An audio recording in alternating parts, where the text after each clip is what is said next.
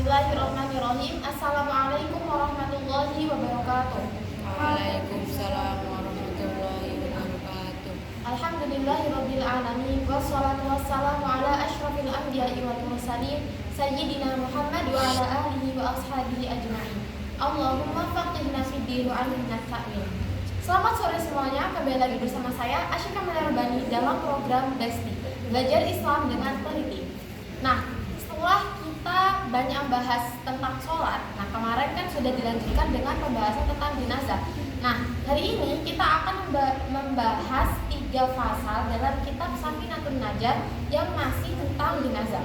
Jadi pasal yang pertama adalah mengenai rukun-rukun di dalam sholat jenazah, yang kedua mengenai kuburnya jenazah, dan yang ketiga mengenai kapan kuburan jenazah itu wajib digali.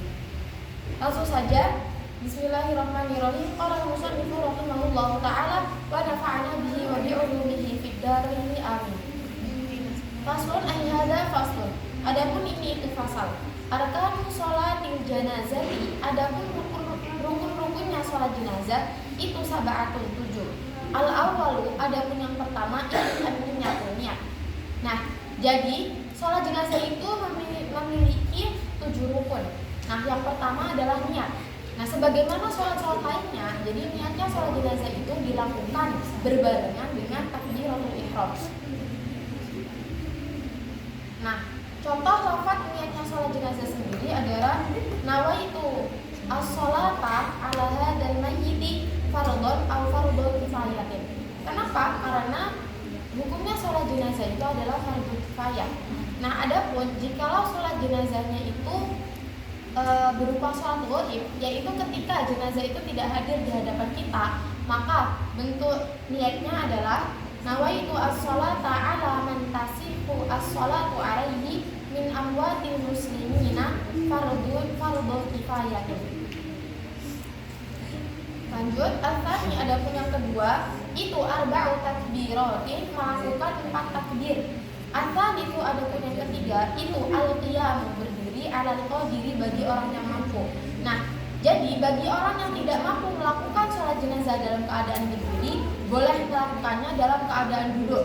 Nah, jika tidak mampu lagi, maka boleh melakukannya dengan cara tidur miring. Ar-rabi'u, adapun yang keempat itu qiraatul fatihati, membaca surah al-fatihah. Nah, jadi disunnahkan membaca ta'awudz sebelum membaca al-fatihah dan membaca amin setelah membaca surah al-fatihah.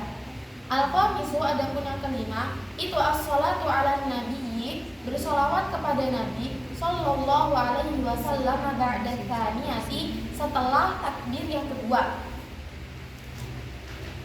Jadi paling sedikitnya lafaz sholawat di sini adalah Allahumma sholli ala sayyidina Muhammad. Sedangkan paling utamanya membaca sholawat di dalam takbir yang kedua ini adalah dengan membaca sholawat ketika duduk tasyahud akhir, yaitu Allahumma sholli ala sayyidina Muhammad wa ala ali sayyidina Muhammad kama shollaita ala sayyidina Ibrahim wa ala ali sayyidina Ibrahim wa barik ala sayyidina Muhammad wa ala ali sayyidina Muhammad kama barakta ala sayyidina Ibrahim wa ali sayyidina Ibrahim fil alamina innaka Hamidum Majid. As-sadisu, adapun yang keenam itu ad-du'a'u lil mayyiti, berdoa untuk mayit. Ba'da tsalitsati, setelah takbir yang ketiga. Nah, paling sedikitnya lafaz doa dalam takbir yang ketiga adalah dengan membaca Allahumma ighfir lahu warhamhu wa'afihi wa'fu anhu, jikalau jenazahnya itu laki-laki. Nah, kalau jenazahnya perempuan, maka lafaznya menjadi Allahumma ighfir laha warhamha wa'afiha wa'fu anha. Selanjutnya, kemudian di takbiran keempat itu hendaknya membaca Allahumma la tahrimna ajrahu wa la taftinna ba'dahu waghfir lana wa lahu, jikalau jenazahnya laki-laki. Adapun jikalau jenazahnya perempuan adalah dengan membaca Allahumma la tahrimna ajraha wa la taftinna ba'daha waghfir lana wa laha. As-sabi'u, adapun yang ketujuh itu as-salamu, salam. Pasal berikutnya faslun ay hadzal faslun, Aqallud dafni, adapun minimalnya kuburannya jenazah itu hufratun, sebuah lubang, yang menutup apa hufrah, raihatahu, pada baunya jenazah, wa harsuhu, dan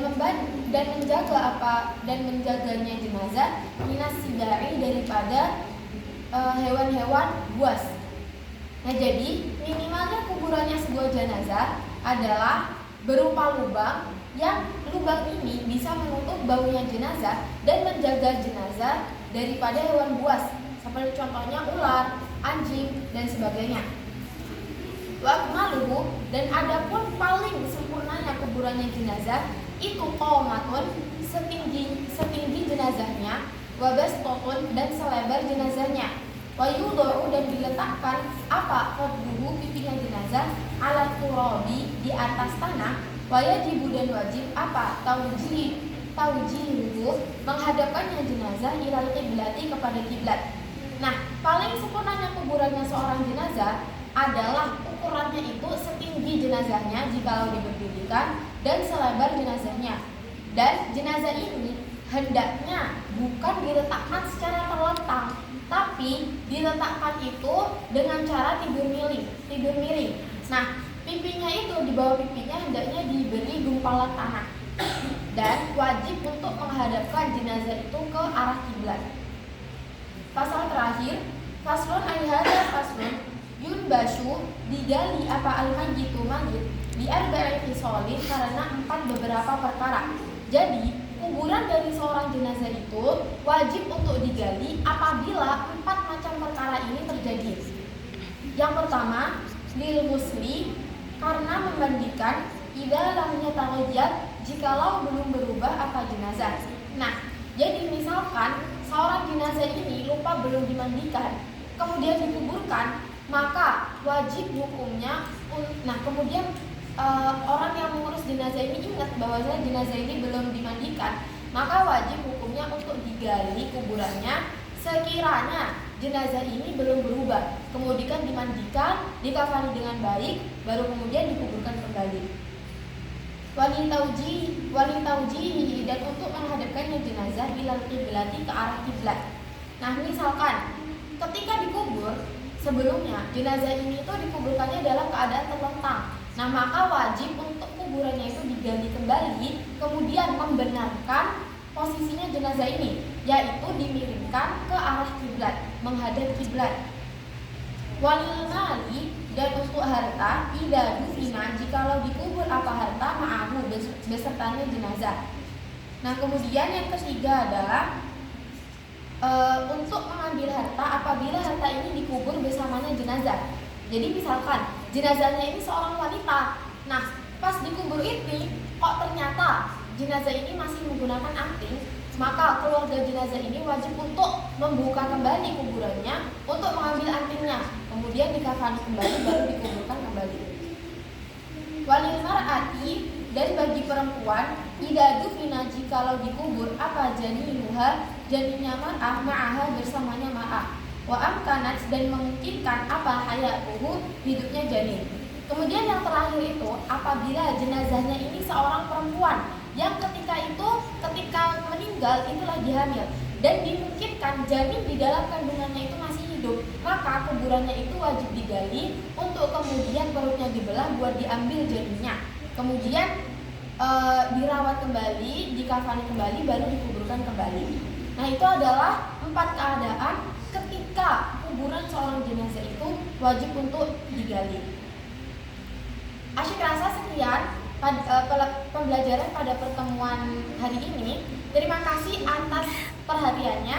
Asyik mohon maaf. Nuhun wal qalami wa ma yasturun. Wassalamualaikum warahmatullahi wabarakatuh.